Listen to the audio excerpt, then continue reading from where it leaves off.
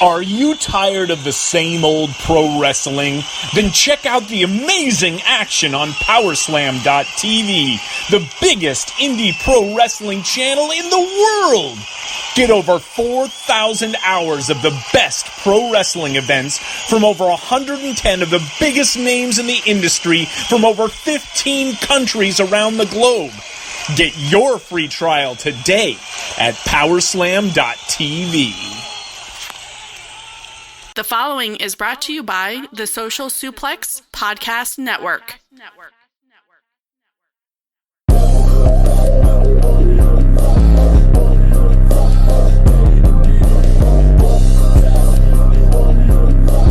Don't you want to sound rich?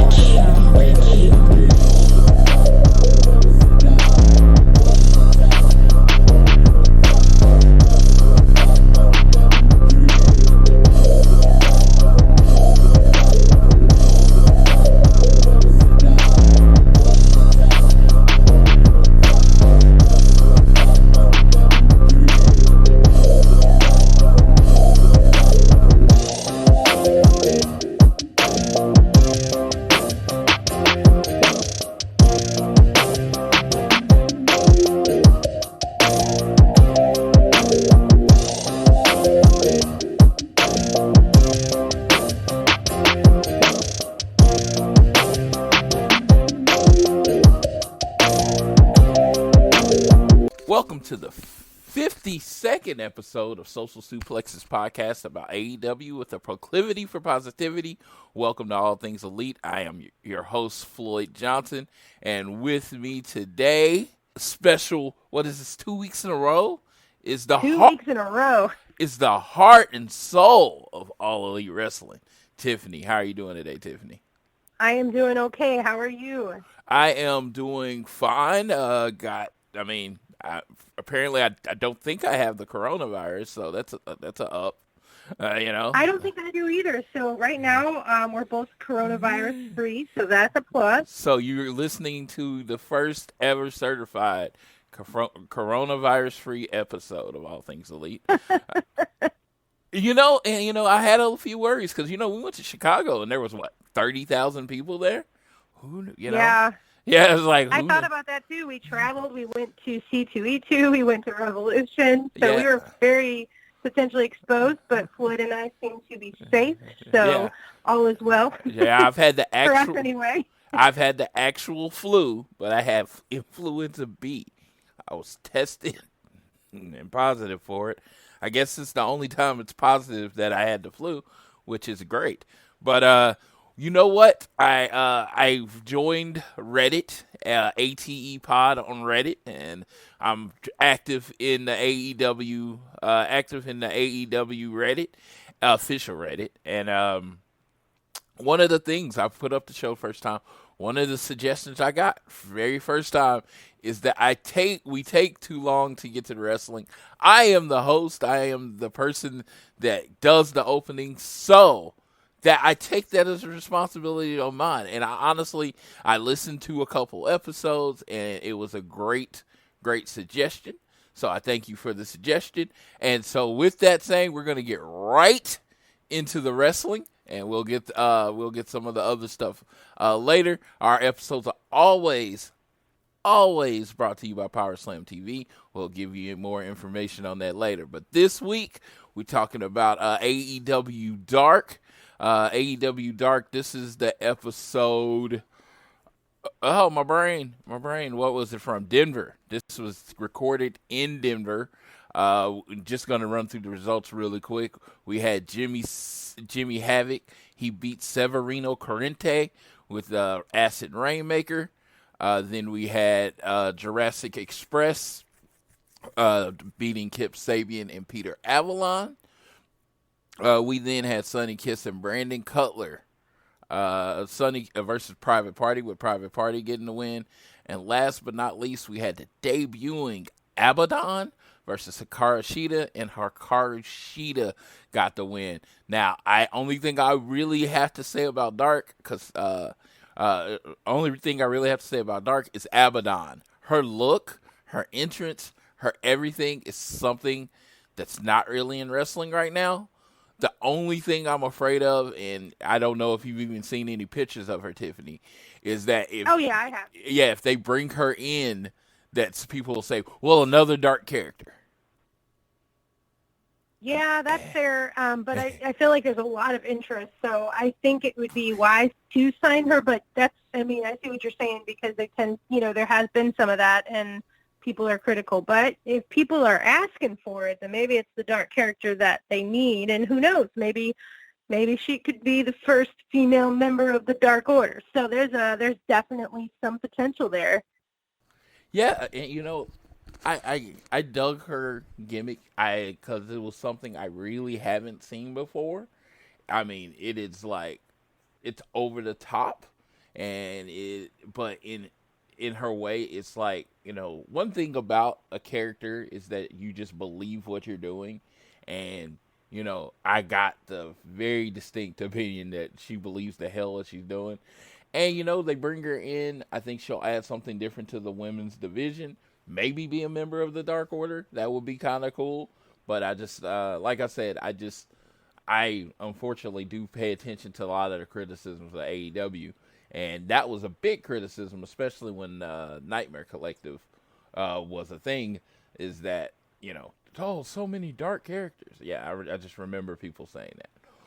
Sure, and and obviously that's no longer a thing, so maybe it could work now versus if it would have happened when the Nightmare Collective was still on TV. So, yeah, I guess we'll have to see. I personally, Floyd knows I have not had a chance to watch Dark yet. I've had a really crazy week, but from what I have saw just on the footage and stuff, I'm really curious to sit down and watch her in the match, because I haven't had a chance to yet. But from what I've seen, very unique, and just something like Floyd said, if she's invested and you can tell that it's legit who she wants to be, that's how it works, and that's kind of AEW. That's what they do, is wrestlers, writing their own music. That's something we've always talked about. Cody's always talked about it.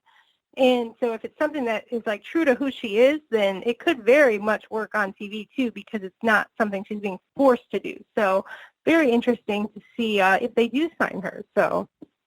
All right. Well, AEW was live. AEW Dynamite was live this week from Salt Lake City.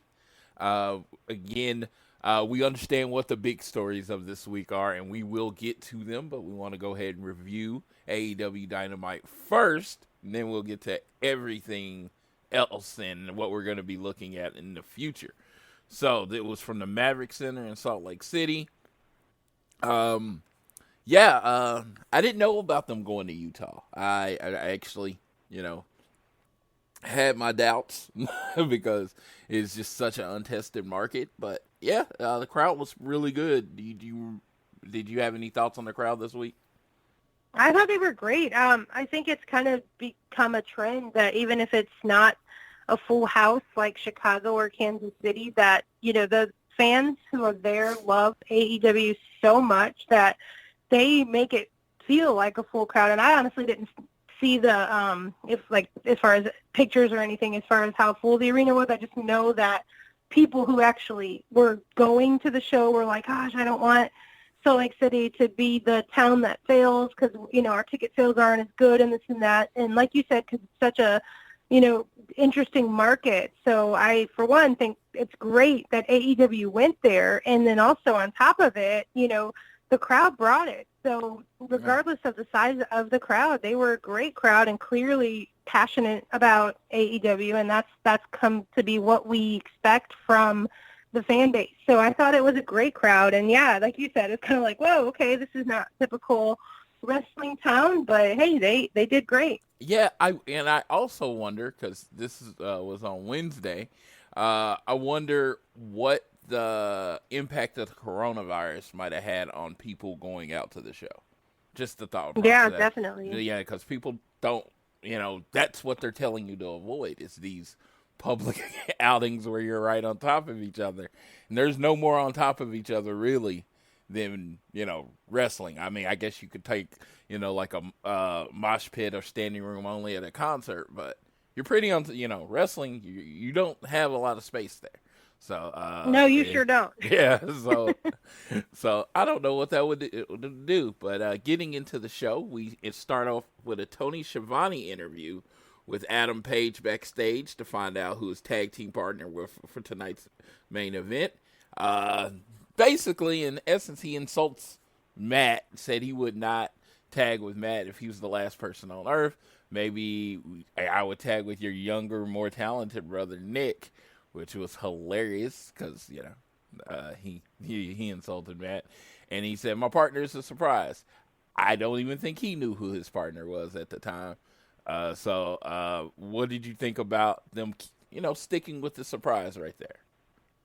I thought it was good. I did not think that Hangman was going to just, choose someone. So I kind of, as we discussed the rest of the show, the way it happened, I thought made sense because I didn't see, my reply to the very first tweet from the AEW Twitter about the mystery partner was that Hangman was going to choose his beer. So I genuinely did not think that he was going to have someone lined up. So I was very much expecting that attitude from him. And then, and then after, I think Matt was like, you're really not thinking about teaming with that prick or whatever he said. That was funny. So the ongoing kind of tension between Hangman and Matt just it's kind of, I don't know, it's like a love-hate thing. So, yeah, it's interesting to see where that's going to go. But, yeah, as far as Hangman with the partner, that's pretty much where I thought that he would have that mentality in terms of choosing someone by not choosing anyone because he didn't care and probably doesn't even think he needs a partner. So yeah, he is Mr. I'll beat both their asses.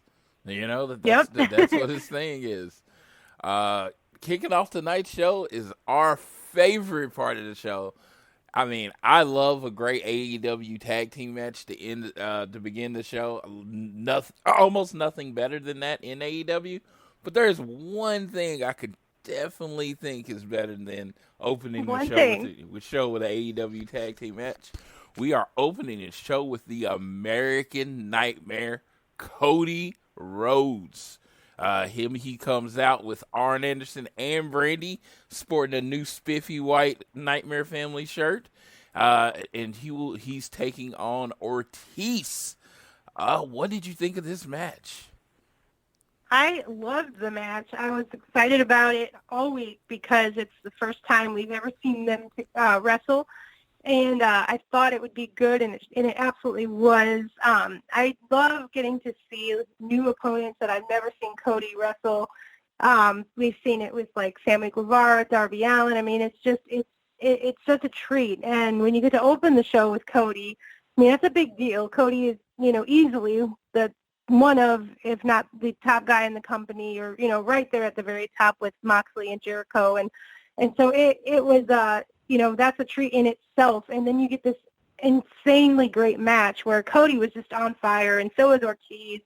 There was one point where Ortiz was doing his tiger-style pose, and if you look behind him, you see Brandy, and her face is just priceless. So if you didn't catch that, you should go back and look at that because that's worth the laugh. But no, I mean, the tope suicida, he did the dragon screw leg whip, Cody did, and I feel like Cody is just constantly adding things to his moveset, and it just never fails to impress me because you see so many, and I don't want to drop names or compare, but you see a lot of people that are in the position that Cody's in their career where they are that top guy, and they rely on a very limited set of moves because they work.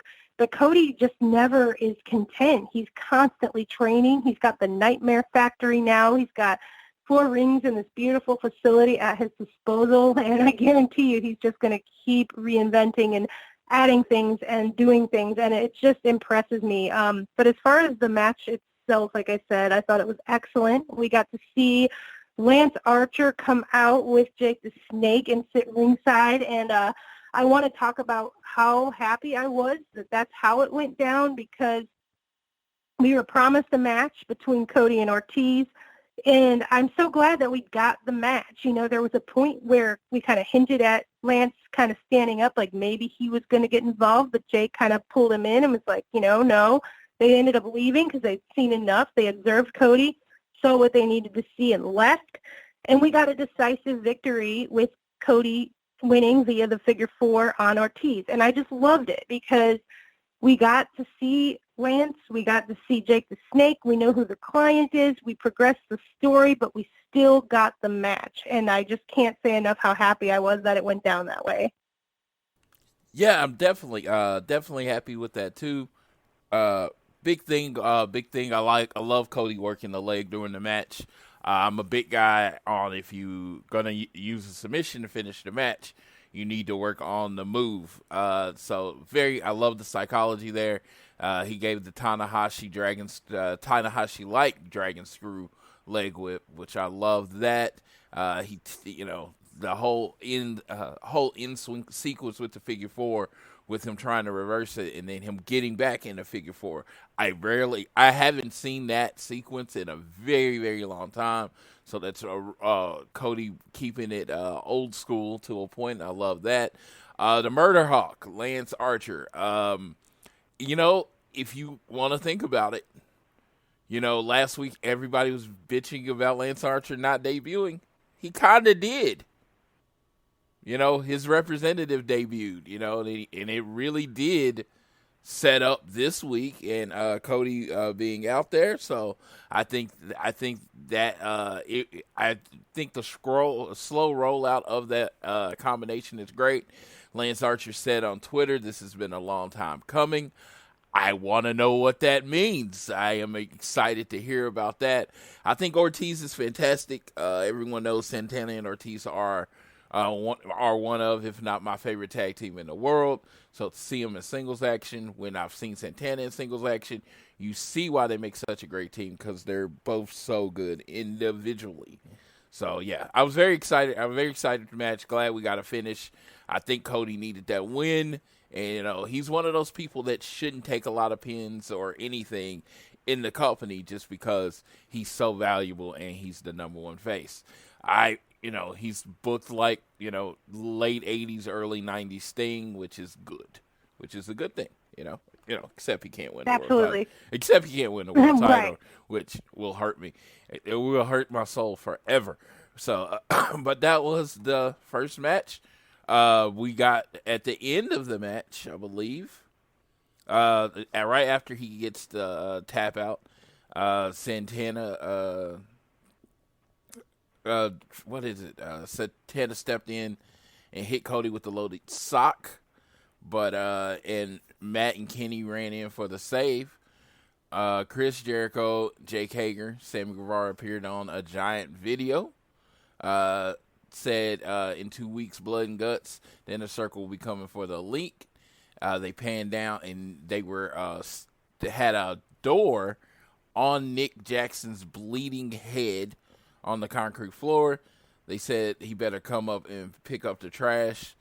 And he called them, what did he call them? Pumpkin head. Oh, shit. Pumpkin. I can't remember. Pumpkinhead. Dipshits? Dipshits or something like that. And I think maybe that's what it was. Oh my God. I actually tweeted about it, and so I could probably find it, but I don't think that's like a really important part of it. So it's just one of those things that Chris Jericho says where you're just like, oh, okay, but it's Chris Jericho, so he can say anything he wants. Yeah, he's Chris Jericho. He doesn't have to explain himself, and he, like I said, he's the guy that got it and pointing his finger over. And yeah, I mean, I still get people like it, and it's hilarious how good he is at everything. You know what I mean? It's just like it's so true. It's like, I don't know. Pumpkinhead dipshits. Actually, I did find it fairly quickly. They were Pumpkinhead dipshits, so we did get that correct. Yeah. Yes. I've literally never heard anyone call that ever in my life. I'm sorry, seasons just changed. It went from 80 degrees to 40 degrees overnight. So, as some of you might understand, my allergies are jacked. So mine too. I am doing my best to mute when I cough, but I do apologize if the occasional one gets through. So Nick, what is it? So we got Nick Getting rushed off to the paramedics, Cody, Matt, and Kenny jumped in the car and followed their elite friend Nick, who was rushed away from the arena in the ambulance to a nearby medical facility. That's one of those trigger words for WWE fans, because that's one of it is. But later on in the show, I am happy to report they did say the word hospital later on in the show. So everyone that thought they might be going by that same code, it is not true. I have to say, too, I just want to give Brandy props, because what a great wife. She made sure Cody had some form, I think it was his Nightmare Family pullover before he left, because he was literally just in his gear with no shirt getting in the car to follow the ambulance to the hospital. So Brandy just, always thinking and making sure that her husband isn't walking into the hospital shirtless. So just got to give Brandy props for that, because she's the best. So yes, and she saved Cody from Santana interference early in the match. We got to talk about that, too, because that Gucci belt got pulled off, and she whipped Santana in the back, and it was great. So Brandy is just such an asset. We love her. Yeah, and, people talk about selling and everything.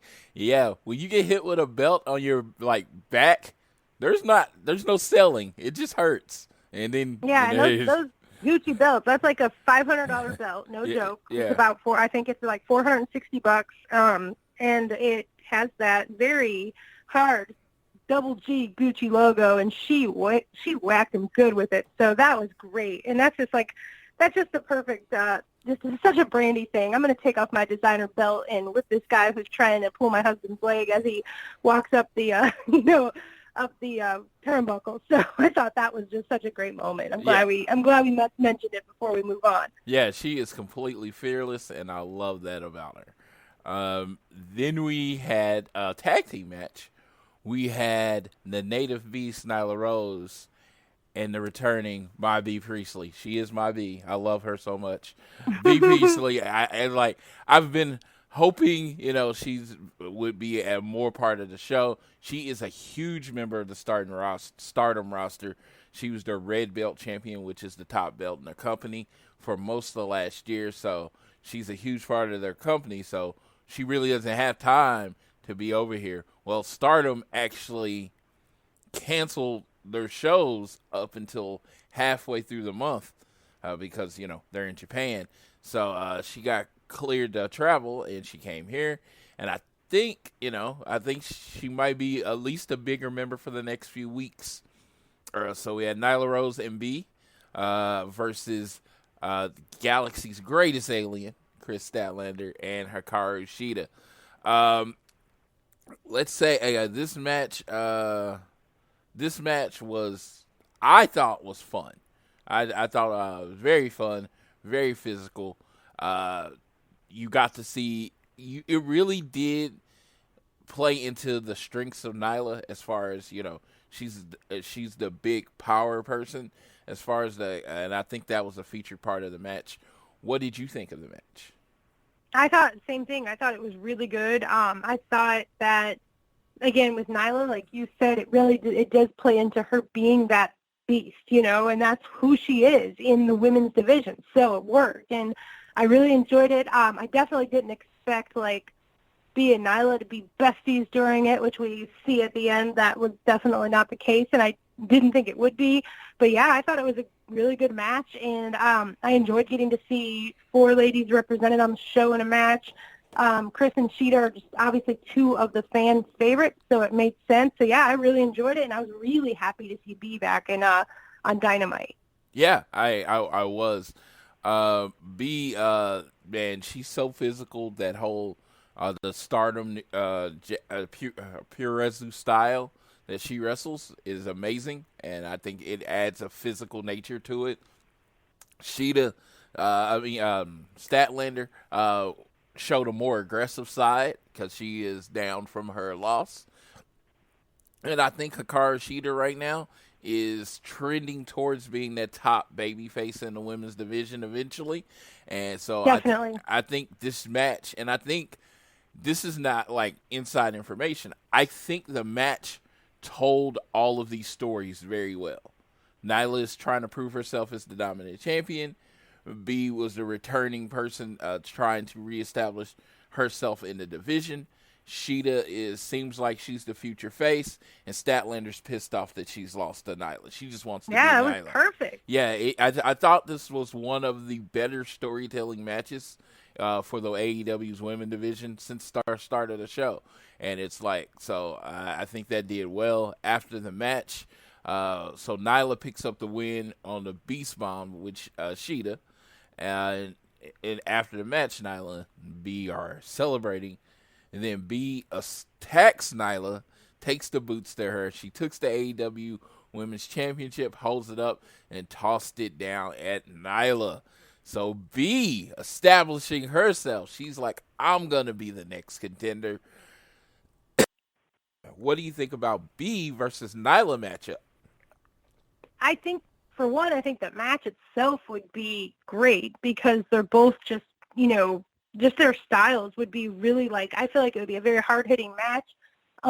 It's an odd pairing just because, we're so used to it being a true face against a true heel, but it doesn't always have to be that way. So I think that's kind of illogical. So I'm fine with it as far as that goes. It's just something as a fan for so long, we're kind of just used to that being always the case, or thinking, well, it won't be this person because they're both bad guys or whatever. So I think it would be great. B's kind of in between. I don't know that she's necessarily a heel or a face. I think she's just Bea Priestley, and she's kind of a badass. And I think a lot of people really like her. And I think people, if they saw more of her, if they're not familiar with her, would grow to love her very quickly. So, but not in a babyface kind of way. So I definitely would love to see that. And I kind of hope that maybe we can get more of Bea. I know she, like you said, she's so heavily involved in Stardom, and I get it, but she's just so good. I want to see her on my TV more. So I really hope this is kind of the start of getting her more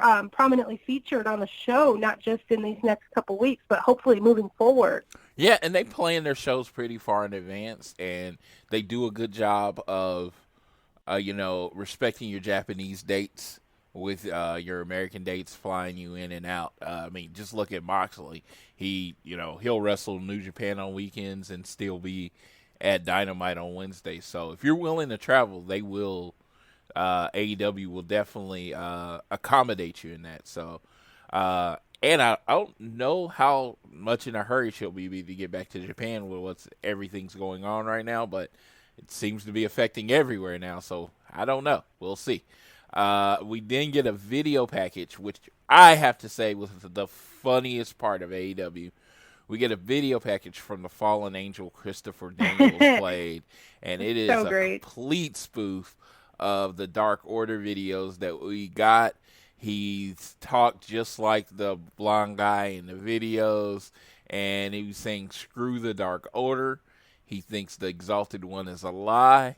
He then challenged Evil Uno and Stu Grayson to singles matches, and he said they can happen anytime, anywhere, any place. Just for your record, the match against Stu Grayson was actually recorded for Dark next week, so you'll get to see that on Tuesday. And he said he's going to prove the Exalted One doesn't exist. I seriously, I'm getting messages. I got a couple messages from people that don't normally message me, just saying how funny this segment was. You know what I found? It's weird to always find out that there are people that watch wrestling every week and don't get on the internet and talk about it.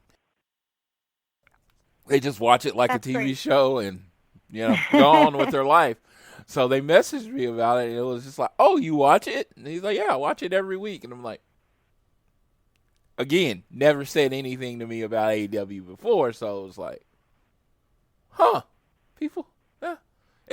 Like I said, I am fascinated by that.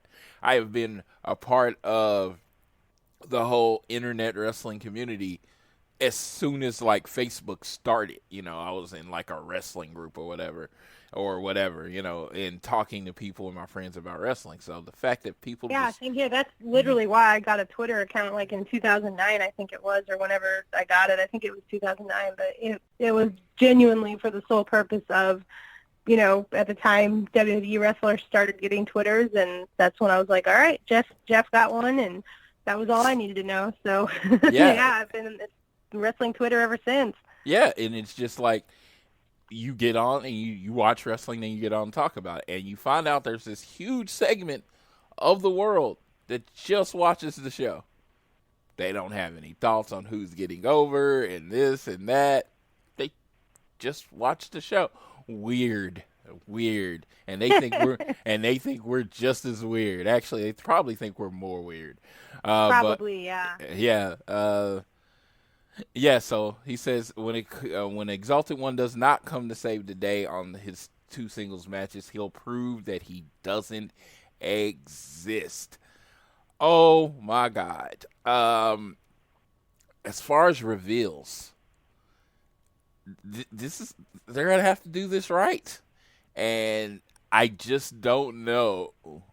I just don't know who it is. I really don't, and my mind has gone 100 different ways. It's played out a whole different segments in my head, and it's like I just keep reminding myself to just wait. It's gonna be a home run because that's just what AEW does. So, what did you think about the spoof?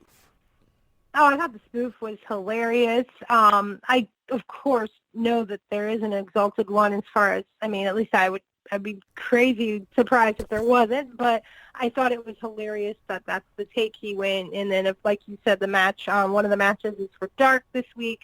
And I thought it was hilarious. I think Christopher Daniels is such a treasure, and I love that he's over and that he gets, in AEW, because he's been doing this for so long, and to still be so relevant and just, beloved by the fans at this point in his career is just so great. And I thought it was just everything. He's kind of been the one out of everyone at SCU who has been the most affected by the Dark Order.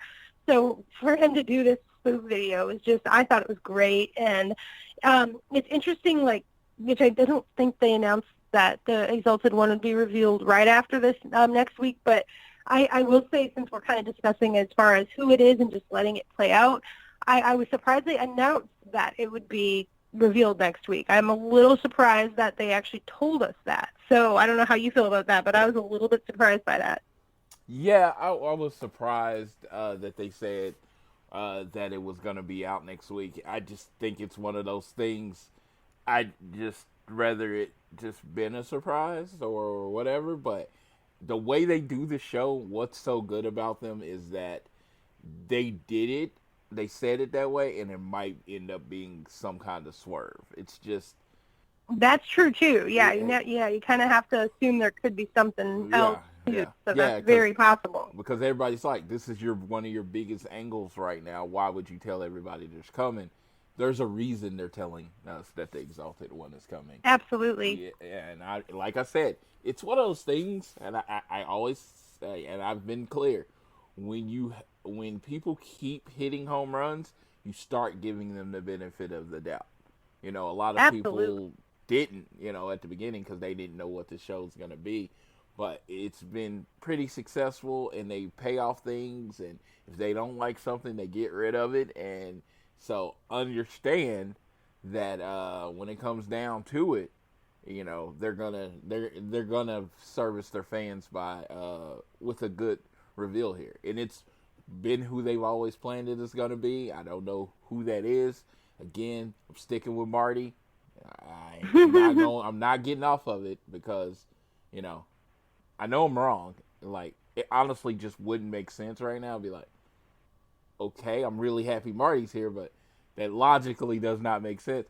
But I still want it to be him. So that's so we'll go with that. At this point, I have no guesses. I am at the point where I'm just letting it play out. I have, I don't think any guesses that I have are like mine. I feel like I hear people saying or read people saying, oh, it's this one or that one. I'm having fun with the images and the tweets that AEW Twitter usually puts out, like, at 2 in the morning, and it's fun to find the little hidden messages in there. But I'm just rolling with it, and I'm excited. And I definitely wasn't upset that they said that he was going to be revealed next week. It just it surprised me a little bit, but like Floyd pointed out, there's a reason they told us that. So I'm really looking forward to seeing what happens. Yeah, it's gonna be fun. I love, my favorite has been so far when they put out the message that spelled out Matt Hardy with the beginning of the letters. Mm-hmm. That was hilarious. And my our girl Amy then started a thing where they just were spelling out people's names and making little poems, and it kind of blew up. So yeah, at Phoenix AEW, you're gonna have to scroll down because she tweets a lot. And if you want to find that thread, it was pretty freaking amazing. I think they did one for Tiffany, right? She did, yeah. It was pretty awesome. Yes, It was a lot of fun. Yes, so we're going to look at the next six-man match, or next match is a six-man match. It is the Butcher and the Blade and the Bunny with MJF. Didn't we have Britt Baker and Swole before? Oh, was that interview? No, it was right after this match. Right after this. Okay. Okay. So Butcher and the Blade and MJF squared off against the Jurassic Express, or the Lucha Express, as everyone incorrectly calls it. It's not just people on the show, like everyone. Every show I listen to, people accidentally call them the Lucha Express. I feel like that should probably... No, I'm just kidding. Jurassic Express, Marco Stunt, Jungle Boy, and Luchasaurus. It's funny. I have a niece that I found out this week watches the show. And you know why she watches the show? It'll shock you. Why? Marco Stunt. Freaking loves Marco Stunt. When you said it would shock me, I felt like it had to be Marco. But that's awesome. Yes, that's so cool. I was like, it's like funny that, everybody has a demographic this week. And like I said, I didn't even know she watched the show. And yeah, she watches it because of Marco Stunt. So I have to get her a Jurassic Express shirt soon, which is pretty, like I said, it's pretty kind of crazy of all the people on the show. I'm like, Cody, what you think of Cody? Nope. That's so funny. Marco Stunt's her favorite wrestler, and it is hilarious. Like, it's the reason she watches AEW. So that's just kind of crazy to me. MJF was wearing the T-shirt with those 3 words, and I'm not gonna say them, but just know he's a dick. So we get in the match.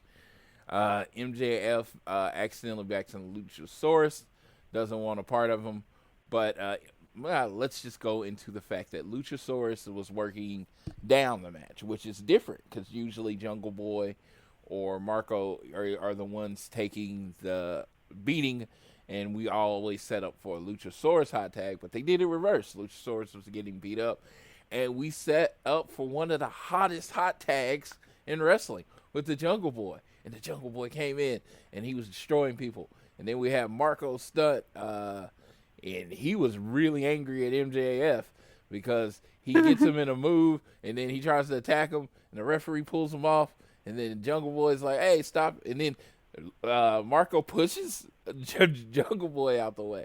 He was fired up. What did you think about this match in general? I thought it was fun. I enjoyed it. I actually liked that they did it different with it being Luchasaurus in the first part of the match and tag going for Jungle Boy.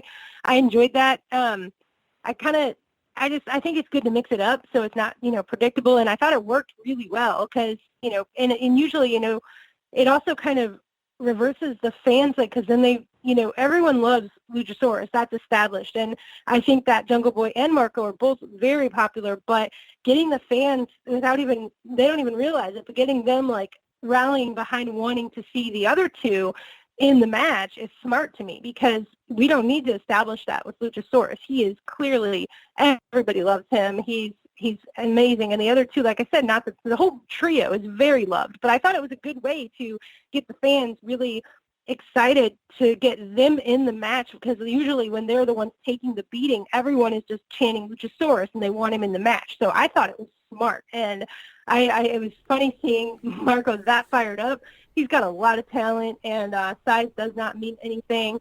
And I thought it was really fun. I enjoyed it. Yeah. Weird thing about me, I will always say this, and Tiffany, you fall in line with this. When you've been watching wrestling for as long as we have, and this is not like a brag or anything, it's just like literally the amount of time we've been watching wrestling, you crave when something's different.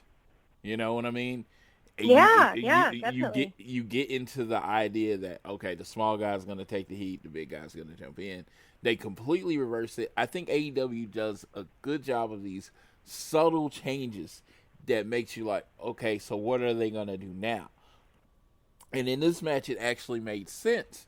But because Luchasaurus was hurt, at the end, when the bunny did the distraction, and then MJF was able to attack Marco Stunt and then put him in the Salt of the Earth armbreaker, it makes sense why Luchasaurus wasn't there to break it up, because you know what, he got the crap beat out of him the whole match. So it's good, you take out the strongest, you take out the strongest person, and then all you have left are, I wouldn't call them weak, but the two smaller people. So it ended up working out. It was good strategy if you're thinking about it that way for them.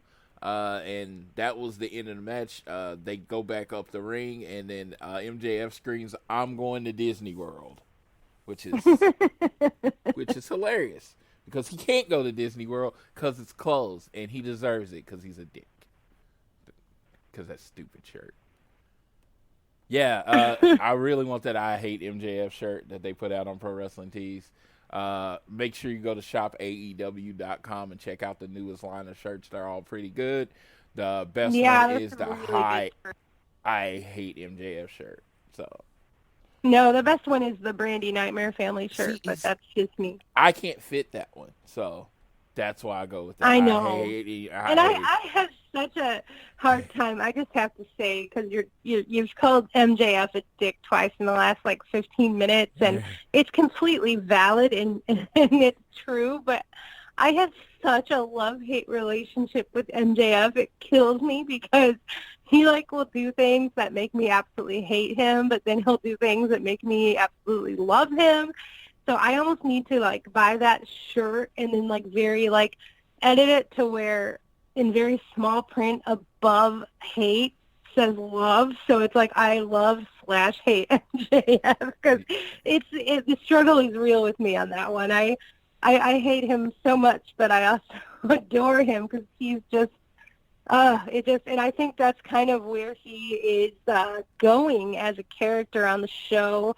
I think people are kind of falling in love with the idea of hating him, but they love him, and it's interesting. He's so good at being a dick, like Floyd said, and it works. And I don't see him getting cheered, but I think that almost and it's true, when you're heel, the boos are your cheers. That's what you want, and he's so good at it. But I feel that shirt, people are going to buy that shirt, and it's an MJF shirt. I mean, and he's going to play into the fact that he hates that people are wearing it, and they're going to buy it more, just like the MJF's Bar Mitzvah Sucks sign, and he made sure to post it and say, "Stop it with these signs." He's just so good. He knows how to encourage people to hate him, but it gets him so over. And it's just, it pains me to sit here and talk about how great Max is, but let's be real, Max is such a treasure, and I'm just so glad that he is in AEW. So I will end it now. I don't want to continue too much, because in the slight chance he would ever come across this and hear me say this, I would never hear the end of it. But MJF is just such a love-hate thing with him. Well, I was going to say, I love to hate him. I do love to hate him. If you've heard before, when 8-year-old Floyd watched wrestling, he always went for the bad guys. MJF would be 8-year-old Floyd's favorite wrestler. It wouldn't even be close. But as I've gotten older, and he went after Cody, I have to hate him. So of course, yes. And that's where the deal breaker. That's what it is. I would have been all in on MJF, but he messed with the wrong guy. He tried to kill Pharaoh. I mean, we can't be friends. Yeah. But but I mean, if I have to just off the record say he's phenomenal just once, there. You got it. I said it. I'm done. He's a dick. I hate him. Yes, he is great at being a dick, and I mean, I guess that's the best. I guess that's a positive thing to say about him. I was like, yeah, for him, that's probably the biggest compliment we could give him. Yes. So he was, the whole "I'm going to Disney World" thing was just hilarious, and he is undefeated in 2020 still. Then, and I'm going to say real quick before we move on, one last thing about MJF. And then I swear I will shut up. It really pains me that he's so good looking. Like, I really get pained by it because I don't want to think he's attractive, but he's attractive, and it pains me because another reason that makes it really hard for me to hate him, and I can't believe I just said that on the show, but whatever. It's one of those days. I'm just putting it all out there. But, yeah, it pains me how good looking he is. And now we really need to move on because I'm out of control here now. He is not Floyd's type. I mean, I find the Wardlow more attractive than MJF, but I do like his gimmick. I can't roll with you on that one, but I understand how other people think he's attractive. I feel you there. Yeah. And now we got to move on because I feel like I feel dirty now. I've said way too many nice things about MJF, but we got to move on. But it's been said. So Tony Schiavone interviewed his best friend, Dr. Britt Baker, DMD, at the top of the entrance ramp. It is hilarious that their relationship has went that way. Oh my God, I love it. It's like she was so mean. You never thought that was going to happen, but it just happened. Now they're like best friends, and yes, the dynamic is just so great. Yeah, she brought out coffee to Schiavone, said she was there to shake things up. This was a classic, like, old school heel promo. You know, Utah doesn't like caffeine, or I forgot what the other, or alcohol or whatever. Mm-hmm. And she says, but they love sugar. So she looks out and sees all the, basically fat people with bad teeth. And then she says, you should pursue anything and everything that you have passion for. She says, she's your role model. One day you could be a janitor, a plumber, or a dental assistant. I haven't went into any detail on most of the things tonight, but I just thought this was such like an 80s heel promo, Oh, and she's nailing it week after week. It was so good. Yes, and it's just the idea, like, the best heels are the ones that think they're the good guy. I will tell anyone that forever. Absolutely. Yes. You're right. Yes, and she's a role model, and she's like, in her eyes, she's not being mean. She's telling the truth to help you better yourself. And then out comes Big Swole, and she's like, why are you behind Tony? P.S. Boo, he doesn't even like you. And Tony seemed really offended by that because he loves his he loves Britt. And Britt tells Swole that the only thing interesting about her is her boyfriend. And of course, Swole had to come back, and she shows the ring and says, I'm married, baby. And that was hilarious. This whole thing, I saw some people thought this was cheesy. This was one of my favorite things of the week. I loved it. I thought it was great. Because these women were shooting. They were coming at it. And, so this seems to start a feud between Britt and Big Swole because she tosses Tony's cup of coffee on Swole's face and runs off. This is what I thought the women's division has needed, is a secondary feud. And now you got Britt and Big Swole.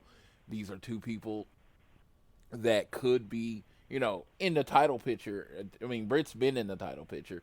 Swole could be in a title picture in the future. She seems to be really over. Every time her music hits, you see people flexing and saying Swole. It works out. Britt Baker, they're trying to establish as pretty much the biggest heel on the women's side. So these two people going against each other it's gonna be pretty amazing because you got this natural lovable figure and this natural hateable figure going against each other. What do you think Miss Tiffany? I absolutely agree. I thought it was great. I thought it was fun.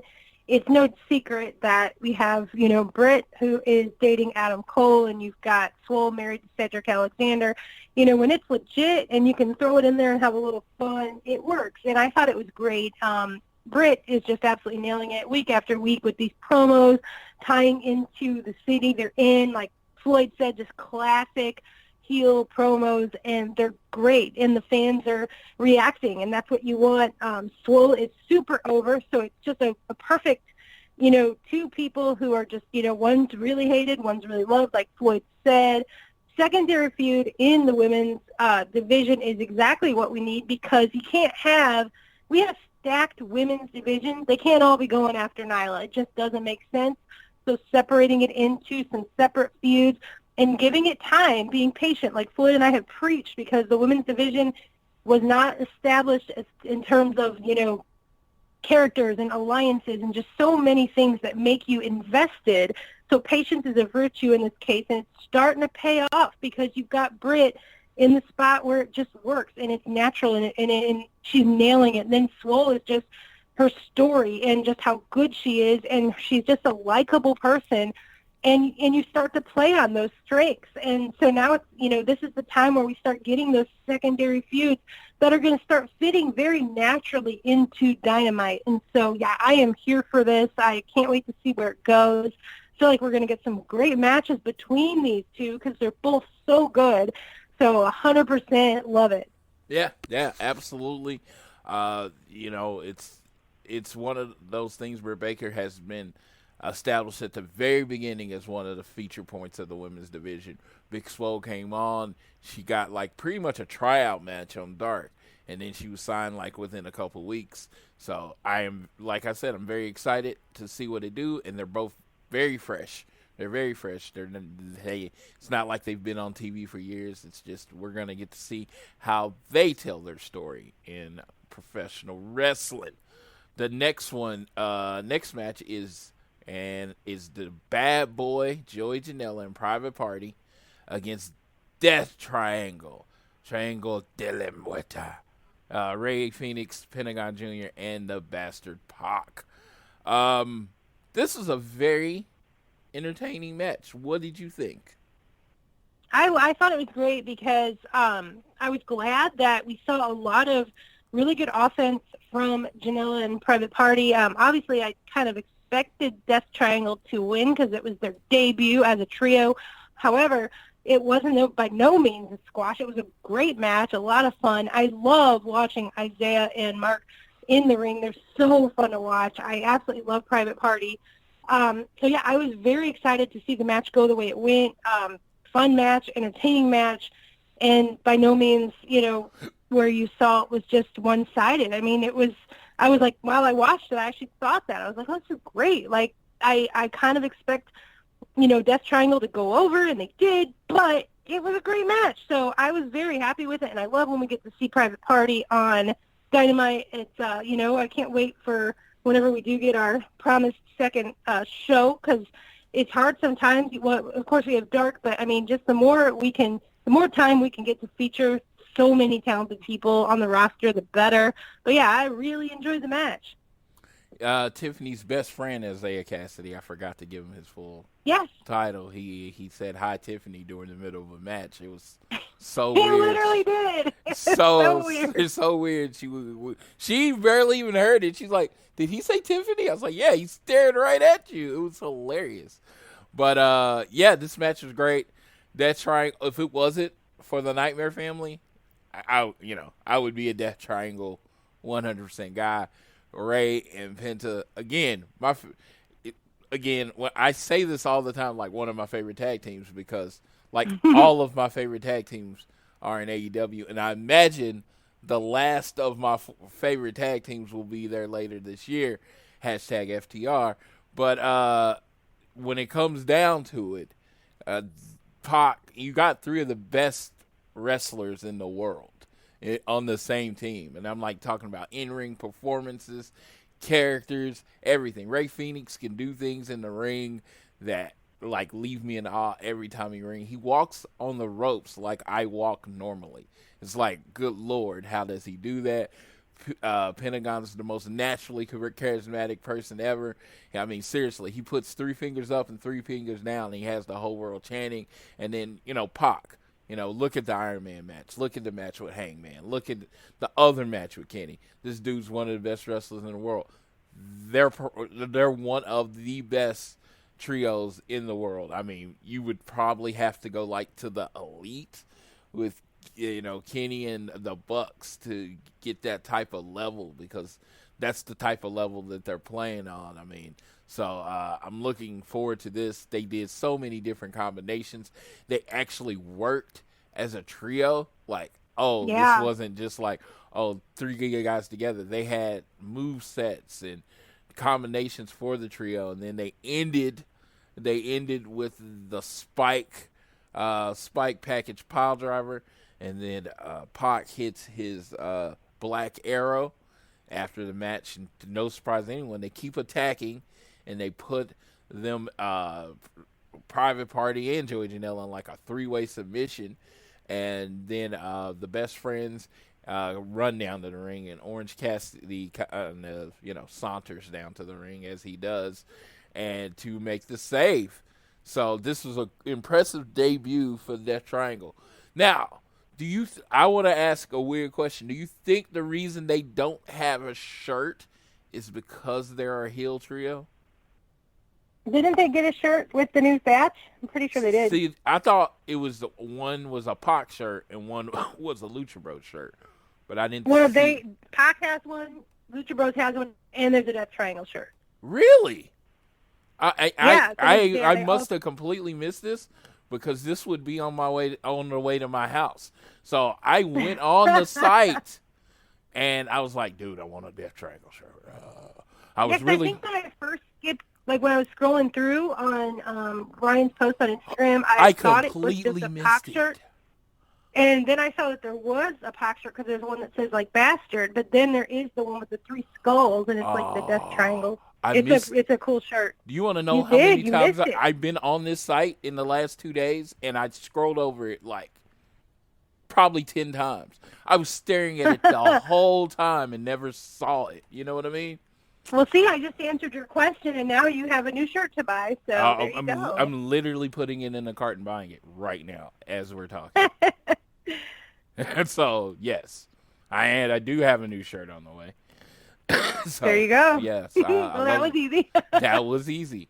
See, Ryan, if you ever listen to this show, Tiffany, your spokesperson, she needs to be on your ads. She just sold a shirt right now. I did, yeah, right there, right here now. That just literally happened. Literally happened, because I skipped over that shirt. Man, they did the new releases, and I looked, and I was like, they don't have a Death Triangle shirt. And I looked over it so many times. And it's like one of those things, it's like a blind spot, because, like, really, I've been on this site, and I missed it. So, hey, bought a shirt on the show. See, this is the kind of content you don't get from other shows. You're not going to get that. You're not going to get Floyd being a complete shield for AEW and buying a shirt. They are the best T-shirt company, so... Yes, they are the best T-shirt company in the world. They are so much better at this. So, we then get Lexi backstage interview with Dustin Rhodes. He says, I'm tired of the inner circle. She asks, you didn't have the paint on earlier. I love that she acknowledged that. She's like, yes. You have the paint on now. And, what's going on with that? And he's tired of the inner circle running roughshod on his friends. He tells Hangman, I'm your partner. I don't basically give a damn who you want to be your partner. I'm your partner tonight. And we're going to do some cowboy shit. And there you go. That's how you got your answer. Yep. So the main event comes. We have the Spanish God, Mr. Sammy G, Mr. Hit Me Up, and the Le Champion, and it doesn't matter that he doesn't have the belt. He's Le Champion no matter what. Accompanied by the rest of the Inner Circle versus Hangman Adam Page and the Natural Dustin Rhodes. oh my God, I really enjoy this match. And it's just like, when it comes to Dustin, it's like, I know people want to yell, you still got it. And it's like, I mean, dude, this dude, it's like, what was he doing? What was he doing at his former employer in the backstage? It's like you had this amazing talent back there and you weren't using Yeah, him. I mean, gosh, I know. And now he's just main eventing insane. a show on TNT, and he's doing package pile drivers. The end of the match, because after the match is the story, but the end of the match, Dustin hits a flip pile driver or a destroyer on Sammy Guevara, and then Hangman comes in and he flips and he does the buckshot lariat. Probably, and I will tell you this. A year ago, maybe a year and a half ago, actually, it was probably almost 2 years ago now, when he was using it in New Japan and ROH, I freaking hated that move.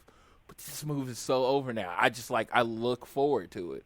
I don't know if he's changed anything or it's just the presentation of it, but I haven't done a 180 on something like a move like this in like a long, long time. I'm not going to say it's the first time, because I don't remember everything, but I think it's been a long time since I had a 180 on a move like this. What did you think Wow, of the I had match? no idea that you hated it so I much. really hated it. Thought it was the most unrealistic move ever. And when I say ever, I talk in hyperbole a lot. You if you listen to the show, you get it. So it probably wasn't ever, but I hated it, and I just thought it was unrealistic. And it's like, now it's like, okay, when are we getting the buckshot? I need the buckshot. I know, right? Yeah. I've always loved it, but yeah, I mean, it's so over, and I thought the match was excellent. You have 4 of the absolute best in there, and like you said, I can't say enough with Dustin, just how watching him just continues to blow my mind, and you still got a chance. I mean, it's almost, and I mean, I know you, at the same time, like I've always said, well, he never lost it, but saying he still has it is kind of the same thing. I just feel like we don't need to chant that, because it's not like he's not returning. He's there. He's 100% part of the roster, but it's fine if that's how. I mean, it's definitely still a flattering thing to say. It's not nothing bad about it, but he's just so good, and he's a consistent part of the roster. I feel like it doesn't even need to be said that he still has it. Just cheer him, because he's freaking great. So I love that he was the partner. I thought it made sense. There's like this Nightmare Family Elite kind of crossover. They're sort of aligned, and I mean, they are aligned, but I mean, you're not, maybe Dustin's not quite in the Elite, but it's all kind of a family, and they're all sort of related in some way as far as their friendship. So it worked there. I mean, Hangman and Dustin as a team, talk about some legit cowboy shit. I loved it, and I thought the whole match was great. And then obviously we're going to talk about what happened after the match, because one of my favorite things with AEW is when they do these things where it just turns into mayhem and you can't keep up because so much is happening and it's exciting. So yeah, we can continue on with that. But the match itself, I loved it. Yeah. So of course, after the loss, the Inner Circle group jumps in the ring and starts attacking Paige and Rhodes. The first person to come out is returning from the medical facility or the hospital. Kenny Omega. Hospital. Hit Kenny Omega, his hand in a cast, ran down to even up the odds. Jericho hit Omega with the Judas effect. And then next, our Cody comes down to the ring to help. But again, their numbers were out. And they drag Hangman Page up the ramp. Drag Page up the ramp, but from out of nowhere, when they're about to do their powerbomb, Matt Jackson comes out and he House of Fire takes out everyone, double spear Santana Ortiz, saving Page from Hager's powerbomb. Then Page and Matt look at each other, and Matt gives Page the middle finger, but because his back was turned, Jericho hit him and Page with the steel chair. The Inner Circle raised their arms in unison at the top of the ramp as the show went off, and they stuck up their middle fingers because that's what they do. And that was AEW. That was the end of Dynamite this week. As Tiffany said, another great episode. I just feel like even when it's to a lot of people, this was kind of like still continuing in a transition episode, they still find a way to entertain you to the fullest. And it's like now we're about to see coming up the AEW's ability to pivot, because the real world has started affecting the wrestling world. And so this is not the part of the thing. We are the proclivity for positivity, so we don't like to talk about a lot of negative things, but sometimes the real world bleeds into wrestling, and we have to discuss it. So the short is how the coronavirus is affecting everyone out there. I hope everyone's washing their hands, taking care of themselves. Make sure you have everything you need, avoiding big crowds, all that stuff they're saying to do. Do it, because, that's how you keep from getting sick. So that part's passed. Now we're talking about how the coronavirus is affecting AEW. So this next coming up week's show, where was it supposed to be? Rochester, North New York, where we're going to get a show live from there. We're supposed to find out who the Exalted One is going to be. So that show will be now moved from Rochester to Jacksonville. Basically, like any public outing of more than like 250 people is being canceled and postponed. And so if you own a public place, you won't be able to hold an event there. But great thing is we have this guy named Tony Khan, Big TK. And there's this thing called Daly's Place in Jacksonville, where they've had a few shows, a show, and then, a show and basically a pay-per-view. So they're going to be having the show there next week. And as of yesterday, they said all these locations will be closed to the public. So what they had announced, I don't know if you saw the email, they had announced a way, for a limited amount of people to attend the show on Wednesday. And then Jacksonville came out and said, no, basically. So AEW had to pivot again. So they will be running the show on Wednesday with no fans. So, and then the next week's show in Newark, the big one, the Prudential Blood and Guts, that will also be going to Jacksonville. They have now postponed the April shows in Milwaukee and St. Louis. They've all been assigned to other dates. So be sure that they've all been assigned to other dates. But it looks like for the foreseeable future, Daly's Place is going to be the place for AEW, and there won't be the public will not be allowed in. So, Tiffany, how do you feel about this? How do you think AEW is going to adjust? Just kind of go off on what you think. My main thing is, and I know that it's real world problems, it's nothing anybody can control, but we're talking here just about how it's affecting AEW and us as fans, and I'm just kind of heartbroken for AEW because of the timing, the momentum leading to the big show in Newark, Blood and Guts. I mean, it's very sad to me, and it's nothing anybody can control as far as, it's just something that it's bigger than anyone. We can't work around it. These are things that are being told, like, you can't have people in the audience, you can't do this, you can't do that. So keeping my positive spin on it, I'm just grateful that Tony Khan is our guy and that he has Daly's Place and that we can have a show on Wednesday. So I'm grateful for that, because the idea of not having anything is worse than, things having to get adjusted. But it does kind of break my heart just because of the build that they have, this momentum. I know I have absolutely nothing but faith that they will find a way to make it amazing. But at the same time, I know this is not what anybody wanted, from the fans to everybody in AEW. And I just know that they've got to be so bummed out because this big show that it was basically all but sold out in this big arena at the Prudential Center. You've got the Blood and Guts match. I know Cody is probably just like, I know he was so excited to do this match, and for all this to happen right when it, during the time of the build of this match, and then the match itself, not being able to come from Newark, potentially no fans present for it. I mean, it really just sucks, and that's just being realistic about it. But in terms of adapting and things like that, I have nothing but faith that AEW will make it work, because we're talking about people that, work on the fly all the time, and they're going to come through for us, and I know they will, but it does just kind of break my heart given the timing. Yes.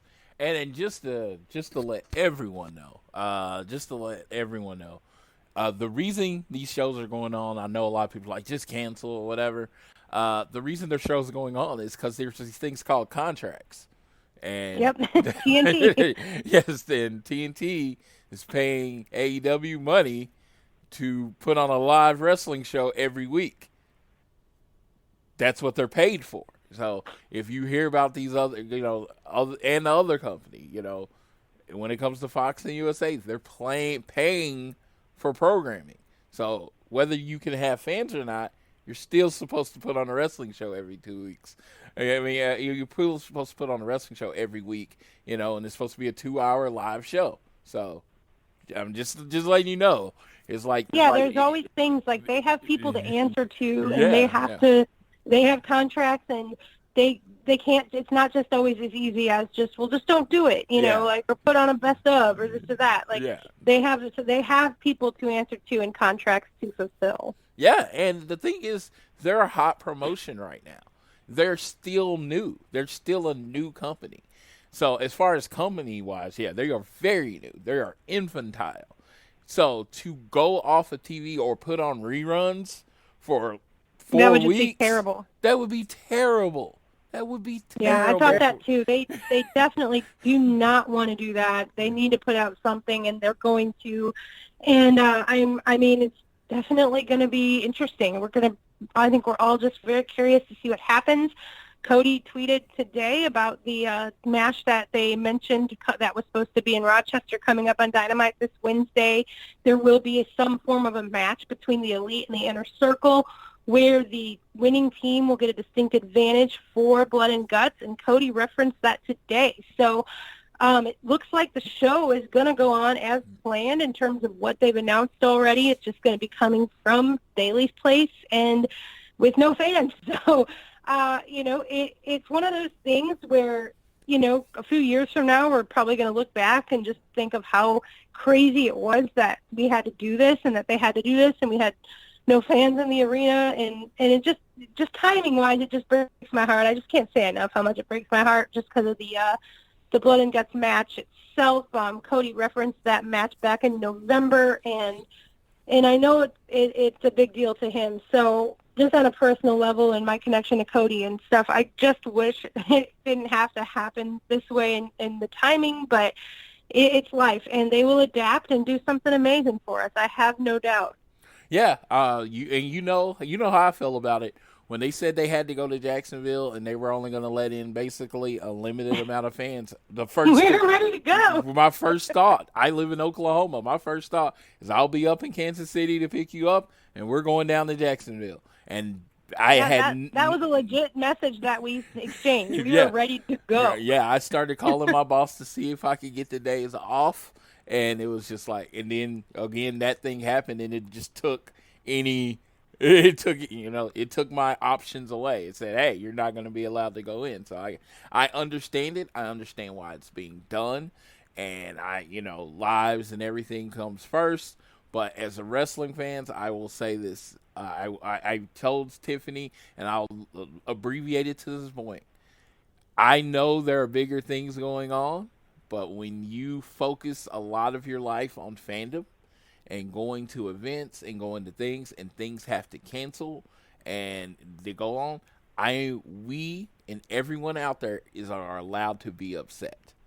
And we are allowed to express our frustrations, and we are allowed to be upset about it. because our lives were just as affected as everybody's lives. Everything we do is real life. Whether you think it is or not, it's all real life. So I want everybody just to support everyone else, That's big. Yeah, That's the part. Just be supportive, be nice, and if someone posts something and you don't like, keep scrolling. It's not that hard. Just roll. If you like, oh my God, and you feel so offended, just keep rolling. It's like there's so many more tweets every hour, every minute. Just go focus on one that you actually like. So I couldn't have put it better. Yeah. Absolutely agree. Yeah. So it's just, but yeah, it's going to affect AEW. We don't know how long. It looks like at least 4 shows. At least, I do put the bright side on it. I wasn't going to be able to go to St. Louis. I had already told Tiffany I wasn't going to be able to go to St. Louis. I can go now because I don't.